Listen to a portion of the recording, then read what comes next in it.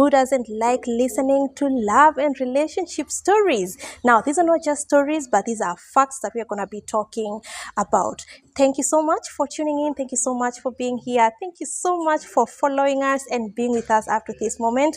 We welcome you back to our channel, and we are going to be having much more. Now, Lucy, I've just called you Lucy, but it is important for you to introduce yourself. And Lucy is going to be talking to us about the different attachment styles when it comes to love and relationships. She's done a lot of research, and following her page, she's been writing. Her blog is just full of these insights and a lot of wisdom. And I felt it is important for her to come here and tell us more about what she knows about these attachment styles. Lucy, tell us something, but first of all, introduce yourself. My name is Lucy Kimani, and I'm more of an advocate about mental wellness. And mental wellness revolves around mostly having an emotional balance. And emotional balance comes from relationships. And winning in relationships, I mean winning how you show up in a relationship. Yeah. That is where we find a good balance in mental wellness. Yes. Okay, and I realize that you write about it a lot, and actually our channel, most of it is actually, let me say, a lot of mental wellness, because much of the shows that we've done are about mental wellness, and that is why we are super excited to have you back with us. The first show we are doing after coming back to the shows. And now, attachment styles.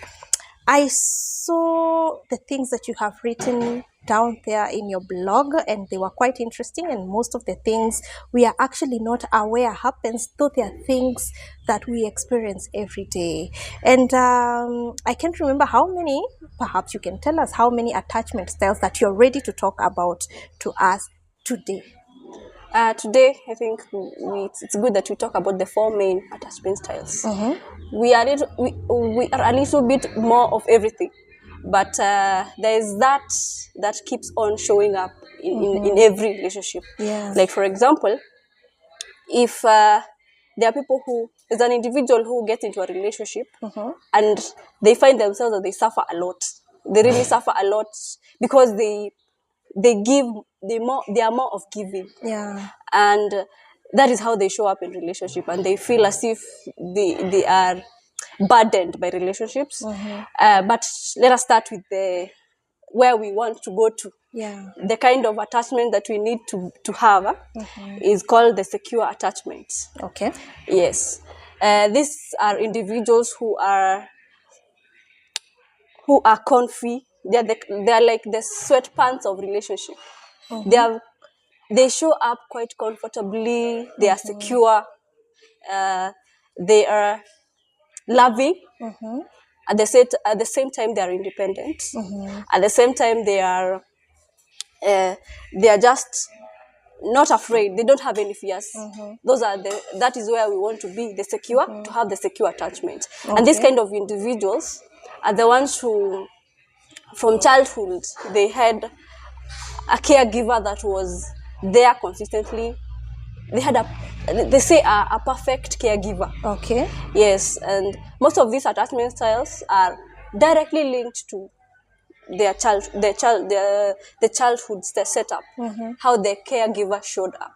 Oh. So how the caregiver showed up, or the environment that you had when you were young, that is how we show up in relationships. You mean it 100%. shows up even where in adulthood? Yes. Relationships, Yes. marriages. Yes. Okay, I'm interested in hearing more. Yeah, it's 100%. That is how it is. So, like for the secure, like we said, the reason as why they are comfortable in relationships, even when it's over, they live comfortably. They show up just how they are. They don't pretend. They just Yeah. So because now they had a very good upbringing, a caregiver that showed up the way they're supposed to. Yeah. And then we have the anxious attachment style. This is an individual who shows up. First of all, they're very loving, but they also have abandonment issues, such that they are always scared. This is a person that you will not, probably you are texting, and then you don't text like for 30 minutes. Yeah. Maybe you are involved in something. They're like, you have like 4 follow-up texts. What's up? What are you? They're already thinking that. They're already scared that Yes. you're almost leaving them. Yeah. Okay. They are almost terrified that they are going to be abandoned every time.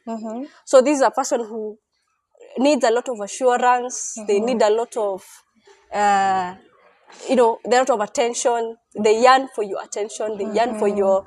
They are clinging. Actually, that is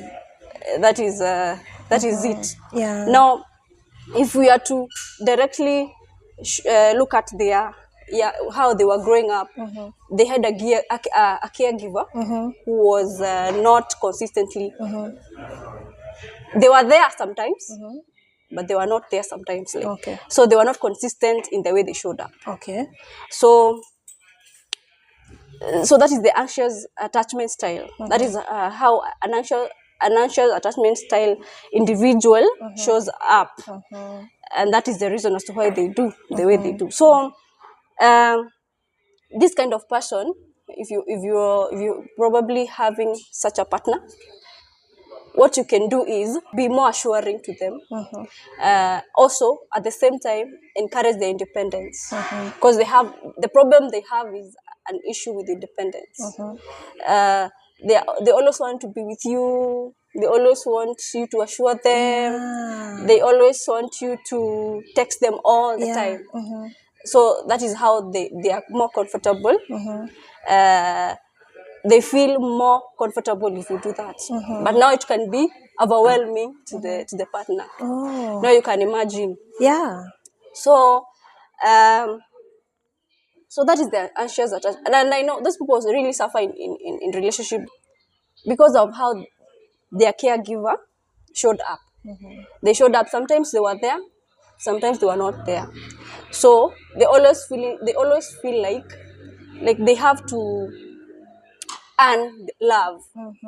They know how love looks like because there's a time their caregiver was there, but they also know how it feels to lose it. So therefore, that's why they are always feeling like they're always just fearing that they will lose that love. Yeah. So, and those people really suffer in relationship because they're always giving. They're always giving. They're always giving. They're always giving, and in a way to show that they like earning. It's like they have to earn that. Yeah. Love. Yes, and that is. But I think it's also a disadvantage. Yes. To the person who is in a relationship with these people. Sure. Because when someone is, it looks like something is missing in them, and probably the other person might not even understand. Sure. Yeah, so it's a disadvantage. It is not easy actually to accept now the secure attachment. All these other attachment styles are quite dysfunctional. Okay. You may find that the actual attachment style, they are so loving, they look like they are the perfect, but they are not. It's actually burdensome I get it. to I both. get it. Yeah. Yes. So, and we have seen how it's connected to our childhood. So we go to the avoidant attachment style. Before we even go to the avoidant, let's go back to the first one, the one you started with. That is secure attachment. Secure attachment, does it mean that this person was in a functional home? Yes. Things were working or were smooth? Yes, they were working well the way it's supposed to. They were working well and smoothly, and the caregiver was available. The parents were available. Yes, they were available. They were giving them the emotional support that they needed. Actually, that is it. And there were no traumatic things that will traumatize them out of their childhood. Yeah. So that is it now for the secure attachment style. Yeah. Okay. So let's go back to the avoidance. Yeah. So the avoidant attachment style, this is an individual who is like a lone wolf. This is someone who is independent. Almost an opposite of the anxious attachment style. So they are a lone wolf. They self-soothe. They just love being by themselves.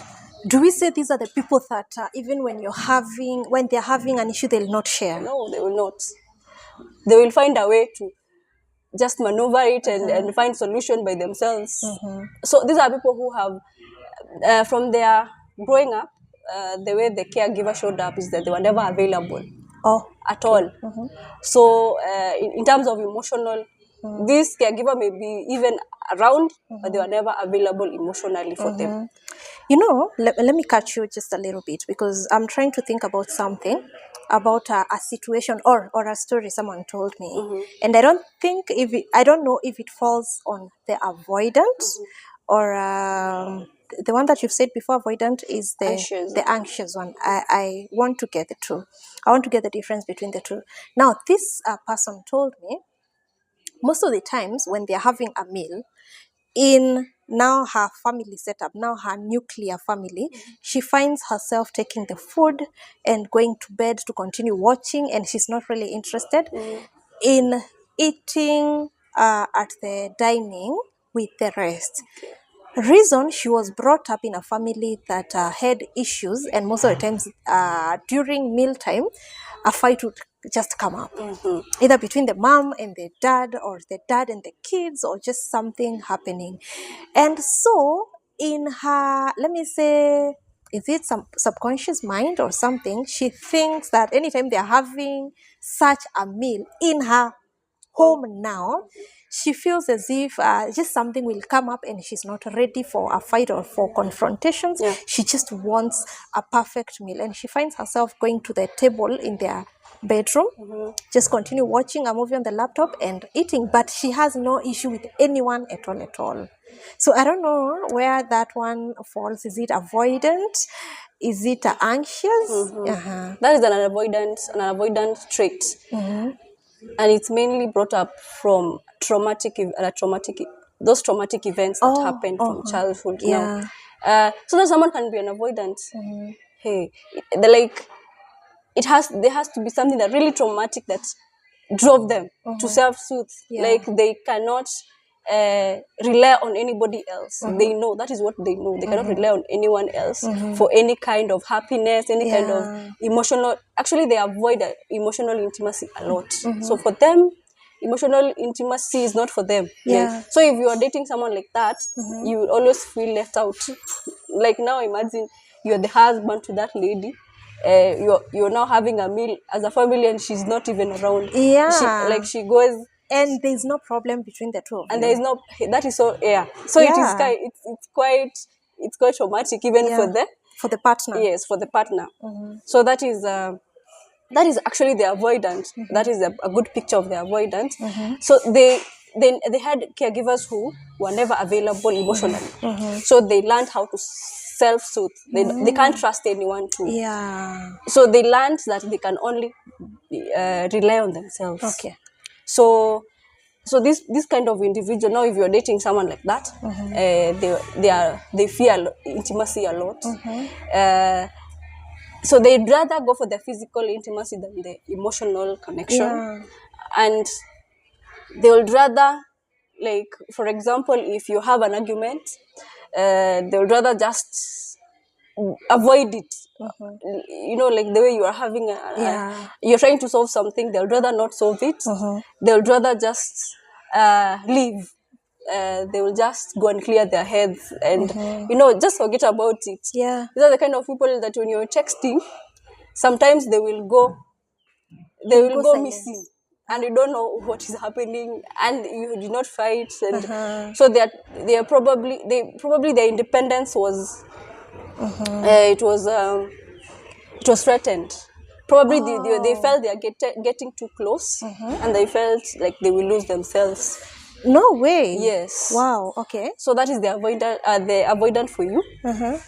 And if you're dating someone like that, the only way like you can be able to navigate that relationship is to just give them their space. Do not go for connection. Don't just really. The more you chase, the more they run. The more they run. Yes, they will run very fast. And the best thing you can do is just communicate your needs, but give them their space. Use that space for you to do other things. That is if you have to be in a relationship with them. But it's tedious, honestly. Yeah, it is. Yeah, it is. But there are people who have been able to make it in those relationships. So the way, like, the reasons why we learn these things is because is so that, not so that you can probably avoid such people, it's just so that you can be able to understand and navigate. Yeah. Yes, because if you now continue to listen to these things, you understand, you fall somewhere. We all fall somewhere. As we try to heal towards the way we are going to talk about, Yeah. as we try to heal towards the secure attachment style, we need to navigate now. You have to navigate and know how to handle your partner, know how to handle yourself as the way you are. Yes. And let me ask, there are these people, I don't know where we categorize these people, who they almost want to make everyone happy or comfortable. Sure. Or okay, Yeah. and then they come to realize later, I wish I never did that, or I am offering too much. Yes. And it's like I'm always scared if I tell people no. Like, can you do me this favor? It's okay, I'll see what I can do. They'll even go an extra mile to either even get some money from somewhere or their savings from somewhere to just save a situation that does not really concern them. And probably even these people they're helping, they are not so close as to really make such sacrifice for. Is that all about these styles and upbringing? Yes. Yeah. Yes. Okay. People pleasing. I'm sure it's Yeah, a people pleasing. Yes. Mostly they fall under anxious attachments.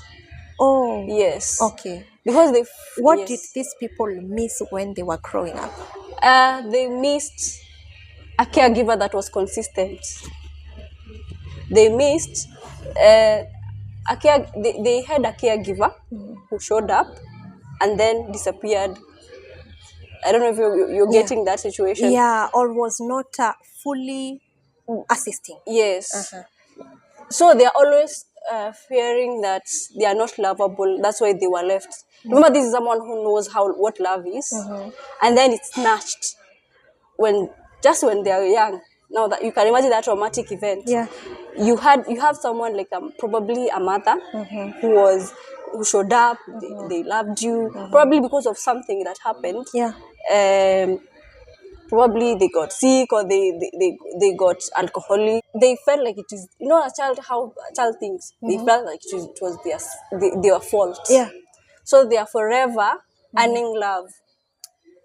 Okay, it's not available to them. They have to earn it. They have to earn it.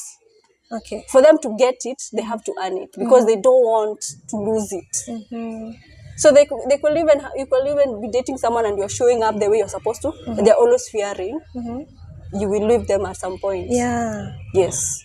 Oh. So that is the issue. And I think it is not something that you're born with, so you can be able to heal from.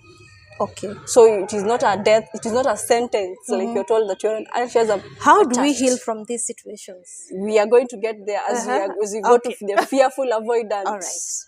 Now we are from the avoidance. Now we are from the fearful avoidance or the disorganized attachment style. Now, this is an individual who has both anxious traits and avoidant traits. Anxious and avoidant. You remember we were from the anxious attached. Yeah. So they now have both anxious and avoidant. Yes. Now you can imagine, now this is an individual who now shows up anxiously attached and then becomes avoidantly attached. I don't know if you can imagine that scenario. It's quite traumatic. This is an individual who is loving, but at the same time very fearful of losing their independence. So this is a person who will come to you. I think this is the hide and seek. This is the true hide and seek of love. Okay. This is a person who will come to you with so much love. They crave, for the avoidant, they want love, but they don't really crave it. Yeah. They do want love, but it's not a priority for them. Yes. But for this one, they crave. They don't want love. They crave love. They truly need that love, and they truly need that attention. So they come to you. They pursue you like an anxiously attached person. Now you Yeah. can imagine so much love with so much attention. They're always there on your case. They're just there to a point they may even bore you sometimes. Yeah. But clingy. believe you me, Yeah. when you now get now you are now started a relationship, you're now getting closer. The moment you get close enough, they run. Okay. They run, and if maybe it's a long-term relationship, probably okay, I will not say about marriage, but maybe it's a long-term relationship. How they will show up now is that they will start pushing back. They start now pushing back. Now they come as an avoidant. Yeah. They now start protecting like they are protecting themselves. They are not as available as they were. They are not as in an extreme way, not the way like in a normal relationship. Yeah. That if the love is ending, no, just an extreme way. They now become avoidant. That it makes the other person extremely anxious Shocked. and shocked, surprised, and confused. You don't know what you did. You don't know. You're not even knowing what's You just happening. loved them better, and now they Yes. ran away. Yes. Okay. You actually love them as much as they showed you they loved you. But at that moment when you do that, they now They take a step flee. back. Yes. They either leave the relationship, or they may stay, but no, they are looking They like you, hold like back. you want to suffocate me. Yeah. So that is actually very traumatic, even for the partner. Actually, this is someone who came from a background of chaos, um, where there was no peace. There was always like wars Yeah. in families, like, so that is a fearful avoidant for you. Yeah. So the caregivers were never, there was no consistency at all. So this is a person who is always afraid of one thing or the other, but they also want to be loved. So that is how the fearful avoidant is. Okay. So. And she could he or she, maybe for the partner, they could the thing they can do, because it's actually not very, because imagine the highs and the lows. Yeah. That is actually you can even, It's damaging. it may even cause this thing called I don't know how to call it. I've forgotten the name, but you should both go even to therapy, so that you can be able to function normally in that relationship, because it's quite traumatic. Yeah, It's because quite I traumatic. imagine now when you're doing things the right way and then someone runs away from you, Yeah. and probably this is the time that because I've heard actually people talking about someone really chasing them, and just when they made up their mind to even getting married to this person, Sure. they back out the last The last minute and they don't tell them what they did. Actually, I remember that name, trauma bonding. Oh, They okay. trauma bond you. So that whole, it's the highs and the lows. It may trauma bond you, which is quite serious. So like what you've said, these people are overwhelmed. Overwhelmed. You see the way they have showed up for you. You think all is well. You've found the Yes. perfect match. Yes. And then now they show up as a very different person. Yeah. And it's also possible they come back. And they become, no, when you've now decided, let them just be. So they will come when you've now decided to take your space. They come back now. No, you're not threatening their space. Yeah. So they come back. They become that attached to you again, the anxious attachment again. And then when you are just comfortable enough, they become avoidant again. So that it becomes a cycle, which you can imagine now. It's not a good picture. Now, what we do, because now we have these situations, we have learned that we have these people who behave that way, and those are just the attachment styles that are there. And these are the people that we are marrying anyway. Sure. These are the people that we are getting into relationships with. And we are the people. And we are the people, Yes. actually. We are those people. Yeah, we fall somewhere. We could be the anxious type. We could be the secure type, of which you have said that the secure type is the good type. If you're lucky enough to get the secure type, you are lucky. You're lucky. You're very, very lucky. Uh-huh. Because of the society, and the way things have been, it's quite hard to find someone who had a background of, normal upbringing, peace. Yeah. So what do we do? The reason why we say that we are the people is because it does not just apply to that other person, it applies to us. Because the kind of attachment style that you are also dictates the kind of person that you attract or you are attracted to. Because imagine you're an anxious attached individual. Imagine having another anxious attached person. It does not work. Yeah. Even in your attraction psychology inside of you, it is not working. Like there is not even attraction at all. And because I think that's why when you get people with the very same energy, hype, and the level of loving each other is just too much. Like this person is clingy and the other one is clingy. Yeah. They're like they're just so like this. Yeah, most of these relationships just end badly. Sure. Uh-huh. And normally, actually, it's very hard to find people. People might love each other like that, but they're not, actually, like for example, they're not of the same attachment style. Yeah.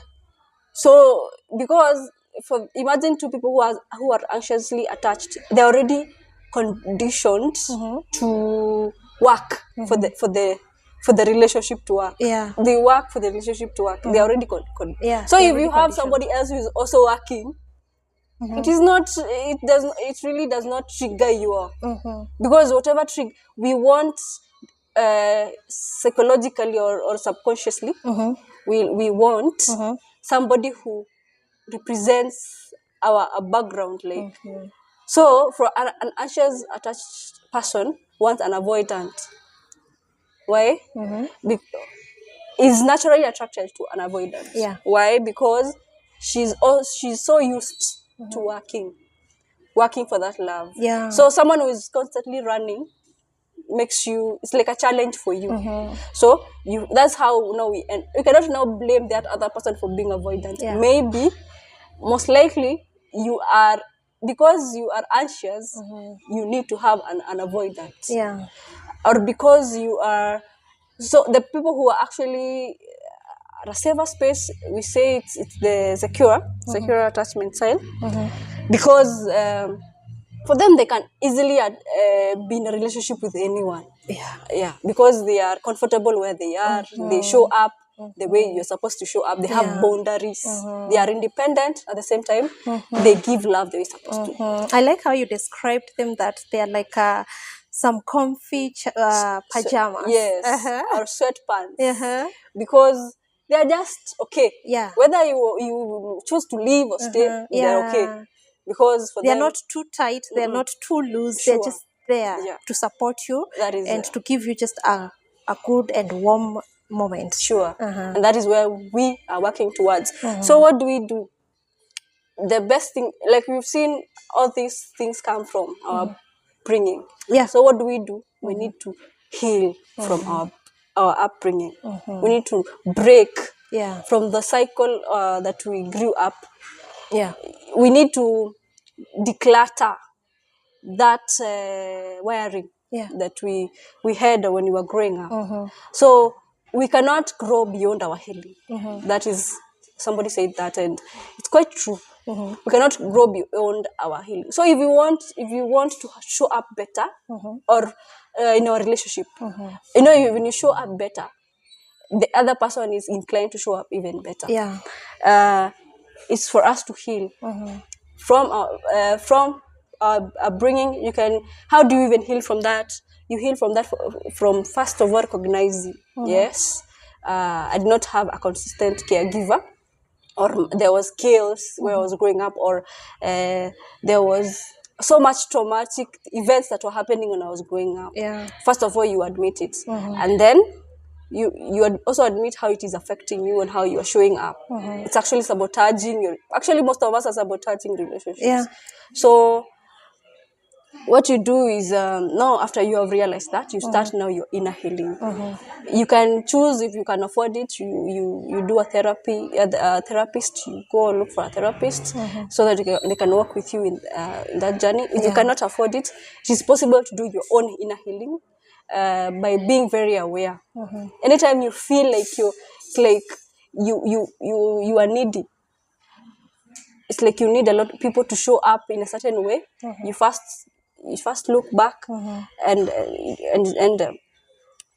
provide those things for yourself. And the more you do that, the more you start healing. You start now, being more independent. You don't have to change who you are. You just need Yeah. to heal from those traumatic events, and become the way you're supposed to be. Wow. Yes. Wow, that is so interesting. There's so much that we have learned from Lucy. And actually, it is important for me to mention that she has a blog spot that is La Monera. Yes. La Monera or La Mora? La Monera. La Monera Blogspot. And it's important for me to recognize and to say thank you to the Jambo Village Hotel for giving us this amazing place to do our shoot.